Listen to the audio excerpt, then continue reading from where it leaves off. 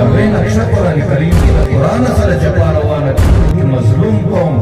اقتصاد نن سیاسونه ده سیاسونه مانا تیل که په نیمه ګنټه کې مسلمان وغواړي ټوله دنیا کې یتیم زنانې چې باره ده په خدای کوم یتیم فریاد دی د مسلمان فریادان وینه څومره بهیږي د دې نور ټولو قومونه وینه سره یو ځای کوي صرف د مسلمان د وینې مقدار ته رسېدلی چې کوم قوم د قرآن سره جفا شروع کړه هغه قوم به ذلیله کېږي هغه قوم به ستا د بچي تعلیم هغه کاپ کوتاو بېبیلي ده نن هغه ظالمه طبقه زما او ستا پر سر باندې د حاکم په شکل مسلطه ده زما او ستا د دې ملک کوم حالت دی او زما او ستا د زندګۍ او د امن او د سکون کوم حالت افغانانو د حاکم خدا صفت ده هغه حاکمان دي چې د هغې پالنه په قرآن کې لیکن زما او ستا د دې ظالمانو پالنه هغې په لندن کې سوې ده ایکسپورټ کې سوې ده د چین د خلاص بغیر د دوکې څخه بغیر د شرابخورۍ بغیر د انسانیت د وینې د سپېټلو څخه بغیر یې نور څه نه دي درانۍ مثل حالت دی تاسو نن د غریبانو د کورو پوښتنه غریبانو مینه څوک سپېږي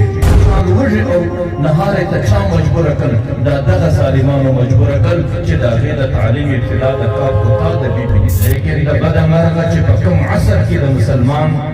د قرآن د زندګۍ څخه قرآن کریم رخصت د مسلمان په کور کې د قرآن کریم د تلاوت بجای د ګانو بجانو اوازونه راپورته شو د مسلمان د بچي تعلیم د قرآن کریم څخه بغیر هغې د کاپ کوتاو بېبي پر نقشه باندې ولاړی او د مسلمان تجارت هغې د خپل خواهشاتو د خپلې رایې مطابق او د مسلمان فیصله او محکمه دا پر خان او پر ملک باندې ولاړه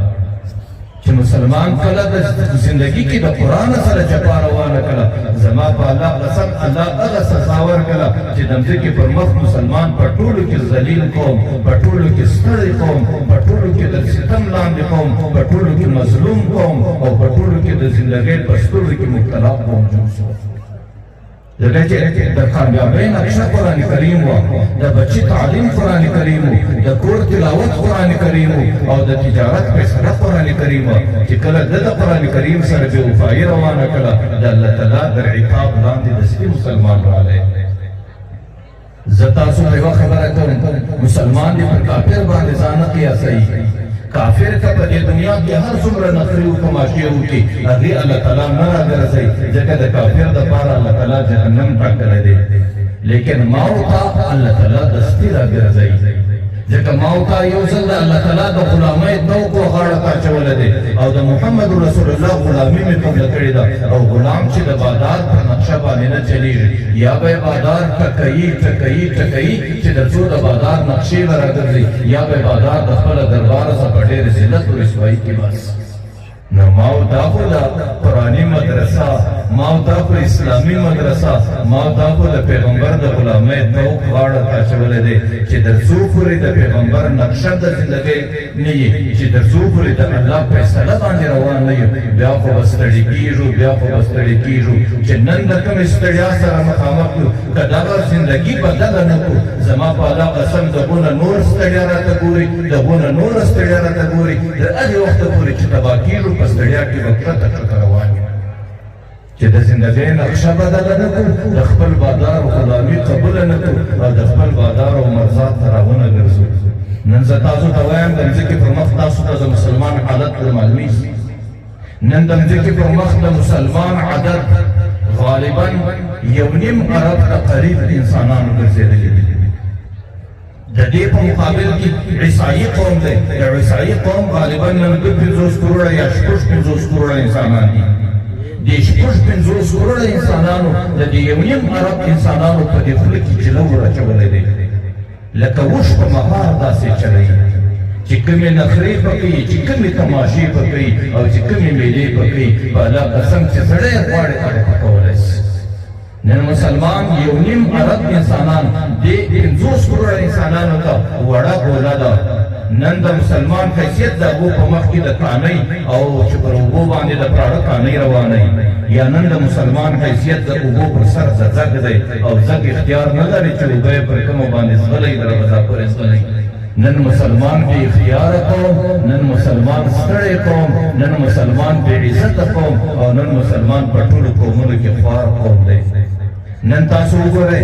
د مسلمان سره د ځمکې پر مخ باندې غالبا 50 یا 50 حکومت دي د دې په مقابل کې د یو قوم سره دومره حکومتونه نشته نن د مسلمان چې پر کومه خطه باندې آبادي ده چې مسلمان د ځمکې پر کومه حصه باندې آباد دی تاسو د جغرافیادانانو څخه پوښتنه وکړئ هغه دا وایي چې مسلمان ته الله داسې خطه ورکړې ده که په نیمه ګنټه کې مسلمان وغواړي ټوله دنیا جامولی شي په نیمه ګنټه کې د دنیا بري او بحري او فضایي لارې دا ټولې جامولی شي او مسلمان په نیمه ګنټه کې ټوله دنیا درولی شي نن د مسلمان سره چې کومه اقتصاد دی د دنیا اقتصاد نن سیاسونه ده سیاسونه معنا تیل چې د کوم ملک او د کومې خطې سره تیل ډېر زیات دي هغې په ټولو قومونو کې مدار اخر بلل کېږي نن د مځکې پر مخ باندې چې په سل کې 15% تیل صرف د مسلمانانو ملکیت دی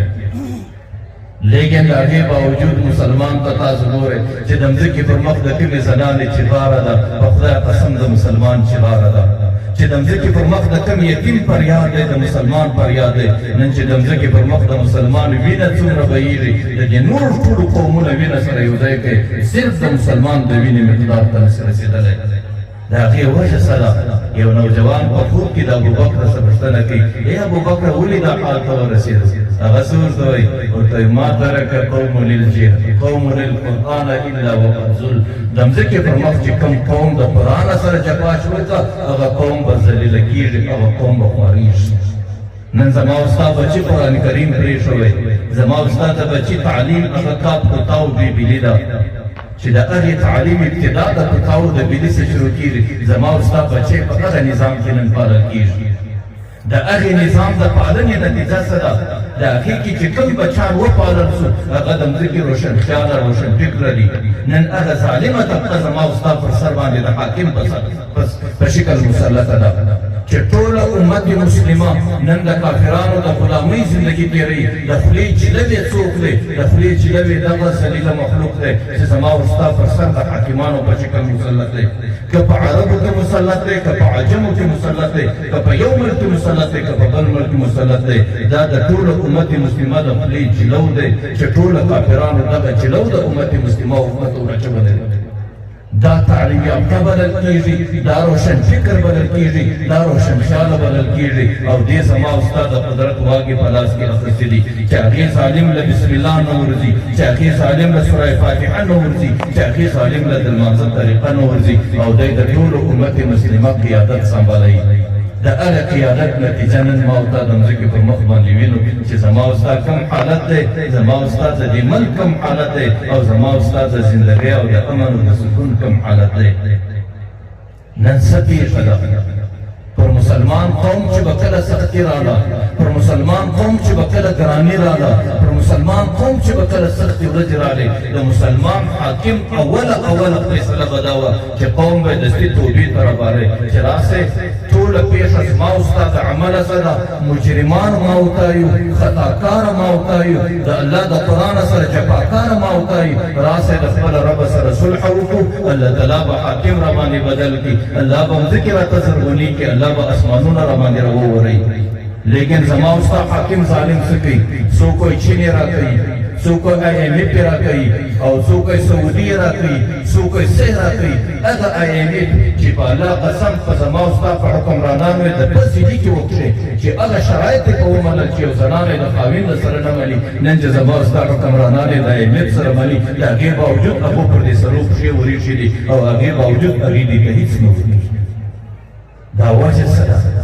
په ټول ملک کې نه یو ظالم کشر شته نه یو مشر شته د دې ډیسیسۍ ونیسئ د وزیر اعظمه پورې د یو ظالم په خوله کې دا نه راځي چې راسئ خپل رب ته متوجه شي راسئ توبه وکړو مسلمان قوم یو راپېښه د خپل عمله څه ده راسئ خپل رب سره صلح وکړو راسئ خپل رب د ځانه سره راضي کړو الله تعالی به لارې ټولې راته خلاصې کړي ما درته دا د دنیا قومونو ته سترګې بړولې دي او د دنیا د غلامۍ توکې غاړه ته اچولې دي او د الله تعالی د غلامۍ توکې د غاړه څکښلې دي دغه د ذلت دغه د رسوایي او دغه ستړې ورځې نن د دې قوم په نصیب کې روانې دي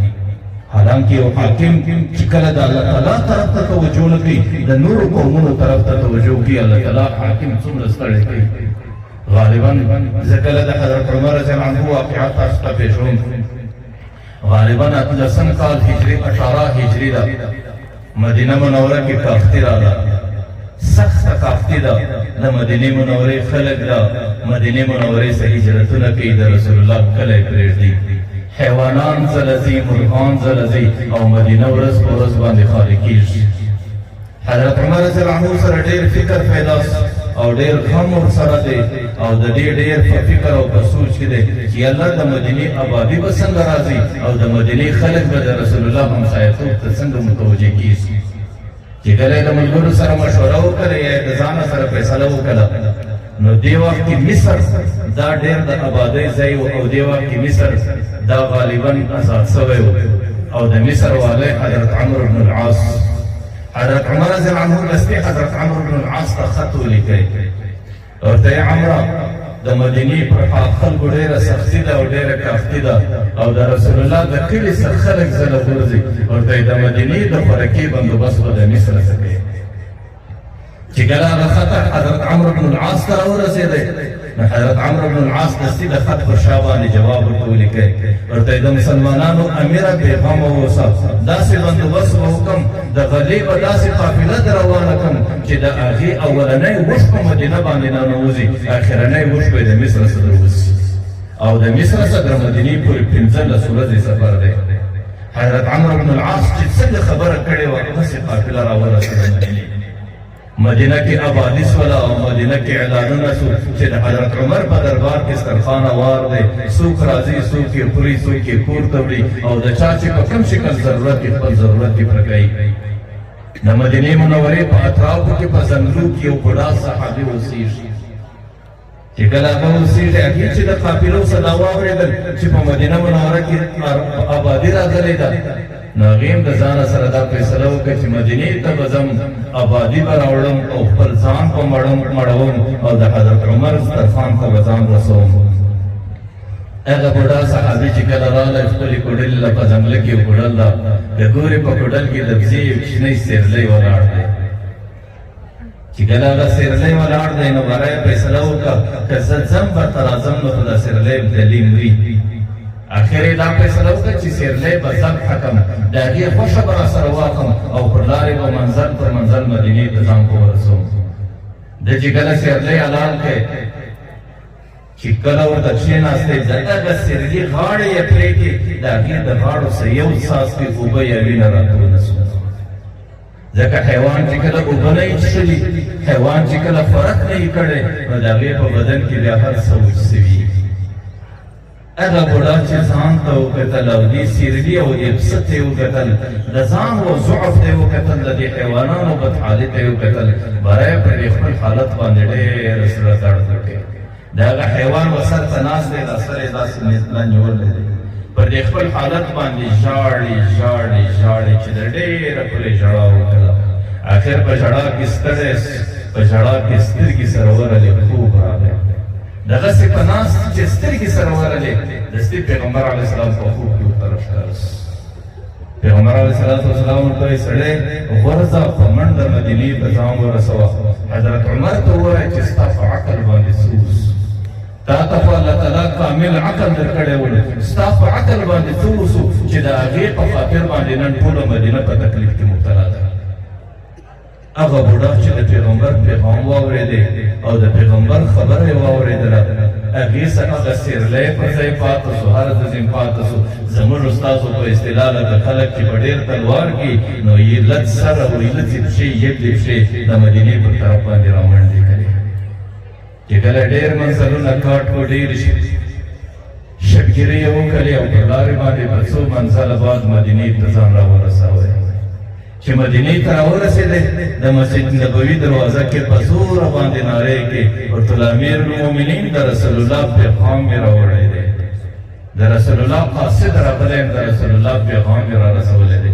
حضرت عمر چې د رسول الله نوم واورېدی هغې دغسې په منډه د محفله سره وغورځېدی راغلی هغه سړی د لاس ونیوی ورته یې رسول الله کوم پیغام په لاس ته کړی دی چې د رسول الله قاصد یې هغه ورته رسول الله راته ویل چې عمر ته ځان ورسوه عمر ته وایه چې تا ته خو الله کامل عقل درکړی ستا په عقل باندې څه حضرت عمر چې دا واورېدو دغسې قدم بلګ واخیستی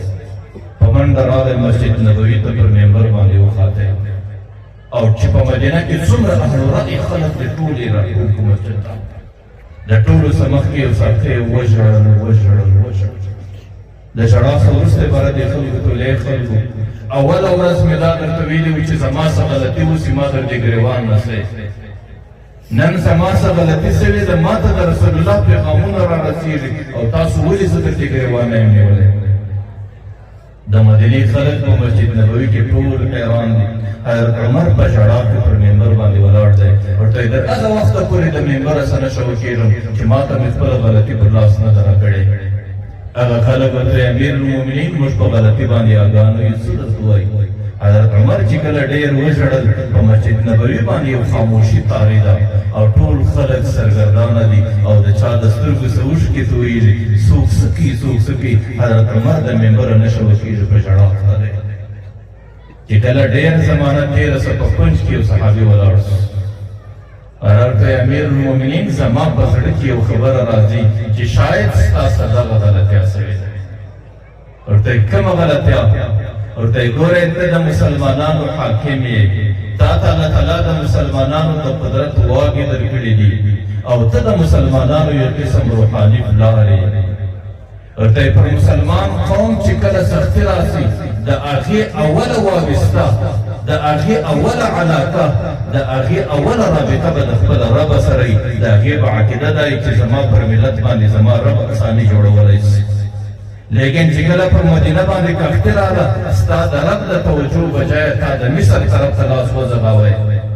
او د مصر په طرف دې د مصر والد ته پیغام پیش کړي ورته وایي من لم یسأل الله لم یغضب علیه چې کوم څوک د الله څه سوال نه کړي الله هغه ته ډېر په غوسه کېږي ورته وایي دغه کمزوري در څه سوې ده په کار دا دی چې دا خلک توبې ته راپروژې کړي وای او د ټولو خلکو سره دې د الله سره صلح غوښتې وای او په خلکو باندې دې توبه ایستلې وای حضرت عمر ورته وایي زما دې په الله قسم وي چې زما زړه دا خبره واخیسته چې زما څه دغه غلطي سوې ده مسجد نبوي کې وایي راسئ په ټوله په ګډه باندې توبه وکړ حضرت عمر پر منبر باندې ولاړ دی په ژړا دی یا الله غلطي راڅه سوې ده بس نافرماني راڅه سوې ده دوباره یې نه کوم ټول صحابه په اجتماع باندې توبه کړ او ټول عوام او اهل رأي خلک توبه کړ یو صحابي قسم کړی تاسو تاریخ الخلفاء وګورئ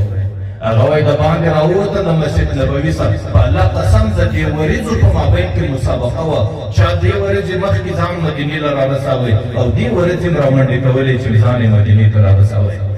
هغه قسم خوري چې د وریځو اوازونه مې په دې غوږ کې وموښتل چې هغې وایي تذهبن الى المدینه فان العمر یدعوکن یوې ورځې بلې ته دا وصیت کوی او در منډې کې مدینې له حضرت عمر مې په مدینه کې تلاشئ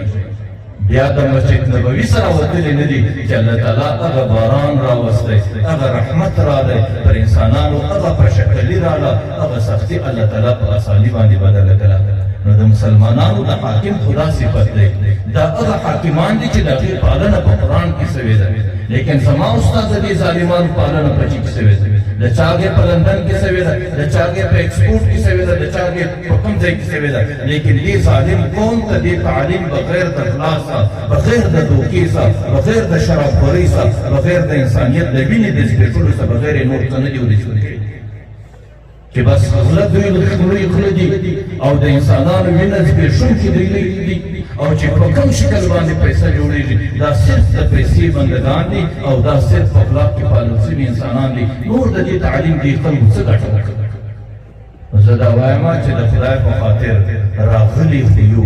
په ستړیا کې یو د ګرانۍ مې څه حالت دی د بدامنۍ مې څه حالت دی د زندګۍ مې څه حالت دی تاسو نن د غریبانو د کورو پوښتنه وکړئ چې د غریبانو په کورو کې نن کومې شپې تېرېږي د دې غریبانو مینه څوک زبېښي او د دې د زندګۍ هغه ښې ورځې چا پورته کړې